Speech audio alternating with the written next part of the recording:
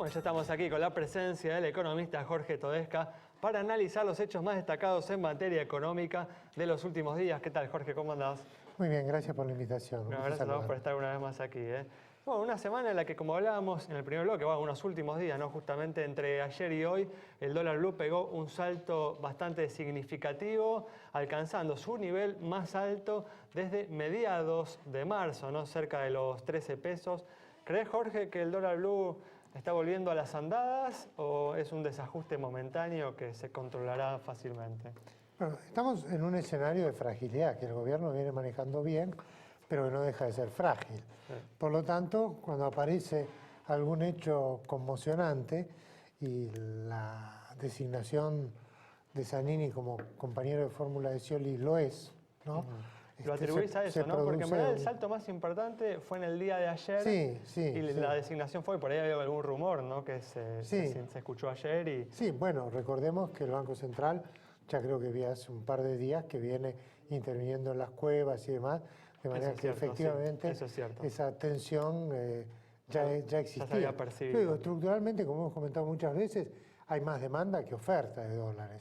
Ahora, el gobierno ha conseguido fortalecer la oferta con unos 8.000 millones de dólares, números más, números menos, del Banco de China, de bonos que colocó y demás.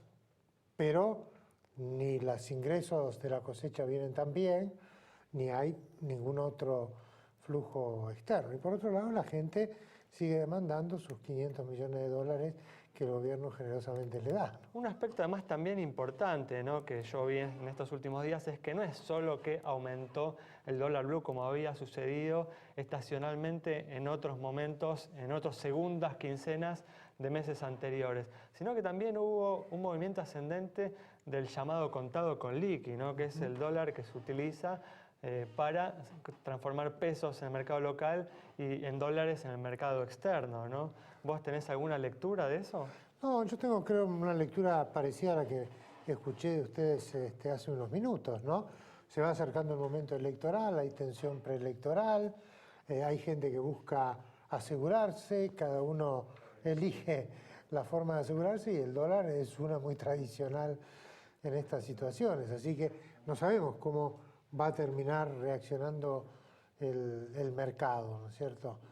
Cuanto más incertidumbre, más posibilidad hay de... Además se va retroalimentando el proceso, ¿no? Como todos esperamos que la gente haga eso, entonces nosotros también esperamos que justamente haya un movimiento del dólar, aunque no necesariamente se justifique en la realidad competitiva o productiva de Argentina o también... No, porque el atraso del tipo de cambio no es un atraso monstruoso en términos estrictamente de la competitividad, porque tenemos un problema de no ingreso de capitales que no tiene que ver con el tipo de cambio estrictamente, sino con la desconfianza, con la falta de reglas sólidas a mediano plazo. Es más, yo hago respecto a esto un comentario. Técnicamente, en 2002, el 1.40 era la corrección que técnicamente hacía falta. Cual. Y se llevó hasta 4 pesos. Y se llevó hasta 4 pesos porque había poca reserva, porque había una cantidad de factores ni comparables, ¿no? Para dejarlo claro. Ni comparables. Ahora, hoy uno no podría decir que hay un 40% de atraso cambiario. Definitivamente. Hay definitivamente mucho menos que eso, medido de la manera que uno quiera medirlo. Hay sectores, como el sector agropecuario, que están sufriendo, pero también por la baja de los precios de sus productos, ¿no? Tal cual, sí. Esta semana, Jorge, se cumplió un año del fallo de la Corte Suprema de Estados Unidos y, bueno, hubo algunas novedades con respecto a la negociación con los famosos Me Too, ¿no? Parece que sumaron otros 5.000 o 6.000 millones de dólares. ¿Cómo pensás que va a seguir esta negociación o este conflicto con los fondos buitre? Bueno, yo creo, desde el punto de vista del análisis desde la Argentina, nosotros tenemos que contar con que hay que arreglar todo lo pendiente, hayan tenido un fallo favorable, estén poniéndose en la cola, se hayan puesto en la cola, hay que arreglarlo todo. ¿Cuánto vale ese todo? Eso en realidad es más incierto. En las planillas del Ministerio de Economía, el capital originalmente adeudado eran 6.000 millones de dólares. Llega eso a los 20.000 que dice el gobierno, es 12.000, es 10.000, ¿cuánto se puede negociar? Bueno, esa es una incógnita. Además, hasta lo conveniente es negociar con todos, ¿no? Porque no vamos a resolver el tema de los fondos buitre, vamos a seguir quedando en default dando lugar a que sigamos pagando una tasa más elevada. Sí, absolutamente. Y finalmente la Argentina no vuelve plenamente Tal cual. a los mercados. Hay que tomar el problema como un todo, sean Griesa 1, sean Griesa 2 o sean extra Griesa. Claro, tal cual. Ahora, sin embargo, el valor de los títulos públicos de Argentina hoy en día cotizan a un valor más alto de lo que era hace un año, por encima de los $100 valor nominal. Eso es difícil de explicar también realmente. Sí, es difícil de explicar. Hay muchas paradojas en la Argentina. También, digo, es una oportunidad por la tasa de interés que hay y porque no hay nadie esperando que haya un default de esos títulos, ¿no? Bueno, además también el país no está particularmente endeudado, comparándolo No. con los estándares históricos No. y también con los estándares internacionales, digo, ¿no? No, claro, estructuralmente eso es así. Ahora, lo financiero se resuelve en el corto plazo. Sí. Y en el corto plazo vos puedes tener una deuda muy baja, pero puedes tener un vencimiento que no puedes pagar. ¿No es cierto? No digo que esto esté ocurriendo, pero en octubre hay uno fuerte y también probablemente eso empieza a explicar alguna tensión, no lo habíamos mencionado antes, ¿no? Sí. Porque esta semana también la presidenta anunció un aumento de la asignación universal por hijo y que también va a tener el mismo sistema de indexación que las jubilaciones. ¿Te parece que es una medida correcta, adecuada, en un contexto por ahí donde el déficit está pesando cada vez más, pero socialmente se necesita una actualización de esos valores también, ¿no? Sí, yo creo que para recortar el déficit hay otros renglones. Respecto de esto, creo que socialmente, como vos decís, no es algo que admita mucha controversia. Lo que yo creo que sí admite controversia es que hay que pensar esto como escalas intermedias hacia salidas laborales, salario familiar digno, etcétera, etcétera, ¿no? ¿Estás de acuerdo con este aspecto, no? Porque acá el gobierno se puso muy firme para lograr aumentos de los salarios de los trabajadores que no superaran el 27-28%, y sin embargo aumentó un 30% las asignaciones familiares o la asignación universal por hijo. ¿No hay como una diferencia de criterio que no es del todo justificable? Sí, hay una diferencia de criterio. Ahora, cuando uno hace la cuenta, y nosotros justamente acabamos de terminar un ejercicio de este tipo y sumamos los aumentos que habrá por las convenciones colectivas que van ya desarrollándose, más o menos un 16% de aumento de jubilaciones y pensiones a partir de septiembre. De todo eso, lo que menos influye es esto de las asignaciones familiares, los aumentos que va a haber en el sector privado y demás.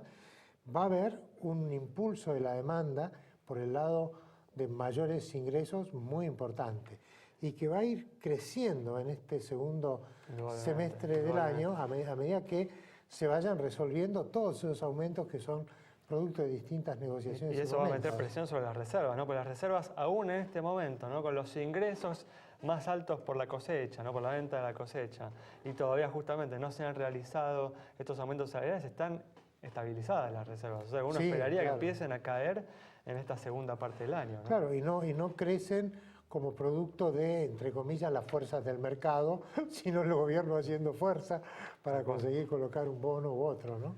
Te vuelvo a traer el tema de la designación de Zanini.